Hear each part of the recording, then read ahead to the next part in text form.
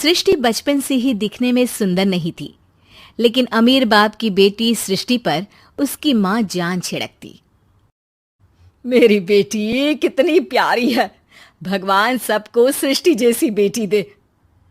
सृष्टि धीरे धीरे बड़ी होती है।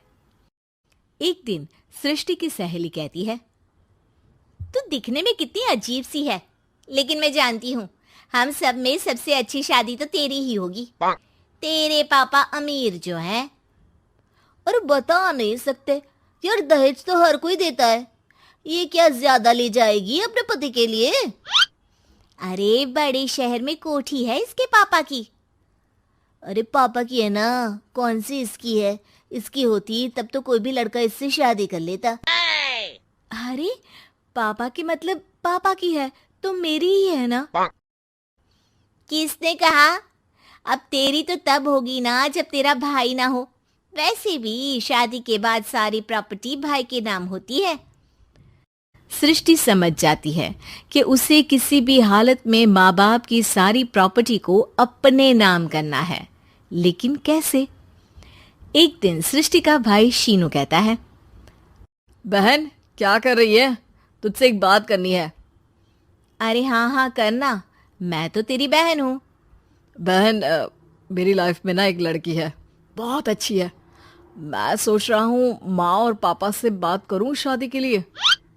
सृष्टि को समझ में आ जाता है कि भाई की शादी होते ही भाभी उसे एक दिन भी घर में बर्दाश्त नहीं करेगी। क्या बात है भाई, बताना कौन है वो? यार वो बहुत अच्छी लड़की है, पढ़ी लिखी है, मेरे साथ जॉब भी करती है। बस एक प्रॉब्लम है। प्रॉब्लम? क्या प्रॉब्लम है भाई? यार वो शादीशुदा है, लेकिन उसके पति ने उसे सिर्फ इसलिए छोड़ दिया क्योंकि उसके माँ बाप दहेज नहीं दे पाए। सृष्टि ये सुनकर न जाने क्यों खुश हो जाती है। अरे भाई तो क्या हुआ, लड़की तुझे तो पसंद है ना? शीनू को लगता है कि बहन उसे समझ रही है। वो इस बात से अनजान होता है कि उसकी बहन की मंशा पूरा घर हड़पने की है। सृष्टि अपनी माँ से कहती है, मम्मी मुझे तो बहुत चिंता है, पता है शीनू क्या कर रहा है? अरे क्या कर रहा है, वो तो काम पर जाता है और वापस घर आता है। नहीं ना माँ, वो यही तो नहीं कर रहा, बाकी सब कर रहा है। आपको पता है उससे प्यार है, और वो भी एक शादीशुदा लड़की से। ये क्या हो गया? मैं सोसाइटी में क्या मुंह दिखाऊंगी?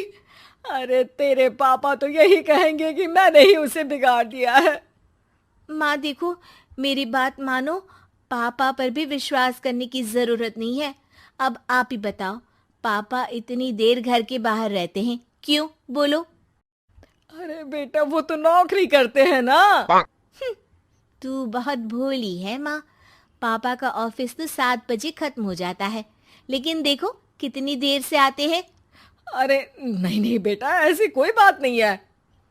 सृष्टि माँ को एक औरत से बात करते पिता की फोटो दिखाती है।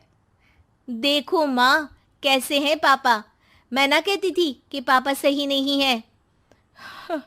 मैं तेरे पापा से बात करूंगी, दे फोटो मुझे। ओ माँ, वो तो डिलीट हो गई। लेकिन चल, तूने तो देख लिया ना, पापा से बाद में बात कर लेना। और हाँ, मेरा नाम बिल्कुल मत लेना। हाँ माँ। अब क्या था, सृष्टि के माँ और पिता के बीच झगड़ा होना शुरू हो जाता है। सृष्टि के मन में क्या चल रहा था कोई नहीं जानता था। एक दिन, माँ सृष्टि के लिए एक लड़का देखा है, वो लोग शाम को उसे देखने आने वाले हैं।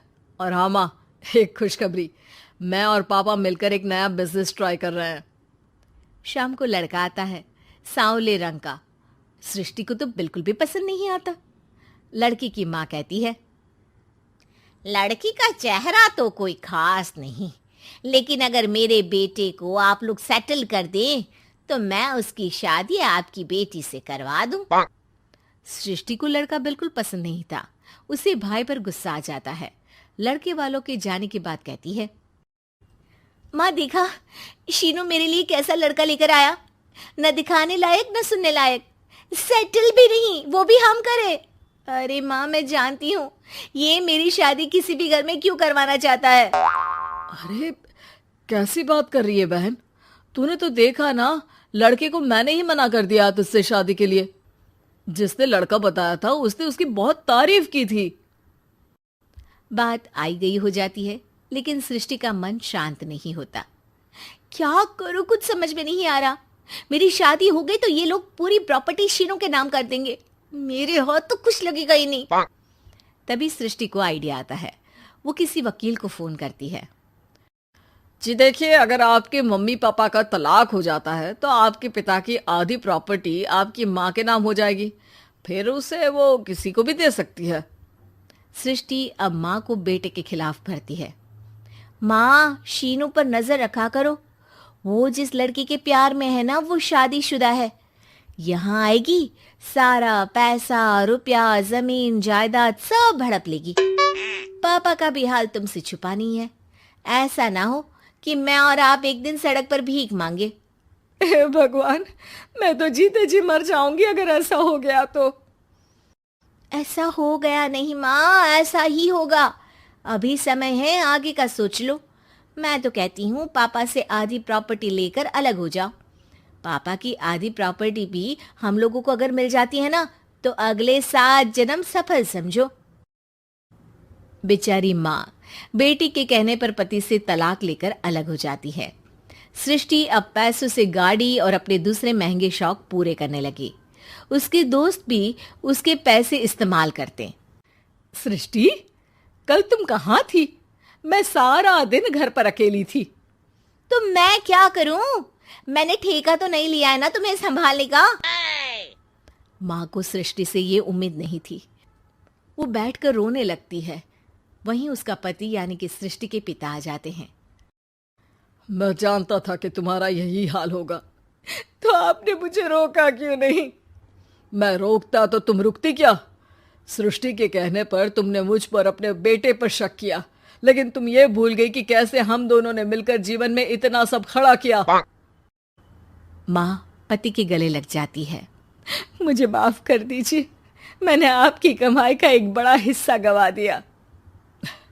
कोई बात नहीं, तुम साथ हो तो मैं ऐसी 7 प्रॉपर्टी खड़ी कर दूंगा। तभी वहां सृष्टि आ जाती है रोते हुए। माँ, मयंक ने मुझे छोड़ दिया। वो बोल रहा था जब तक मेरे पास पैसे थे तब तक ही वो मेरे साथ था। पापा, माँ, मुझे माफ कर दीजिए।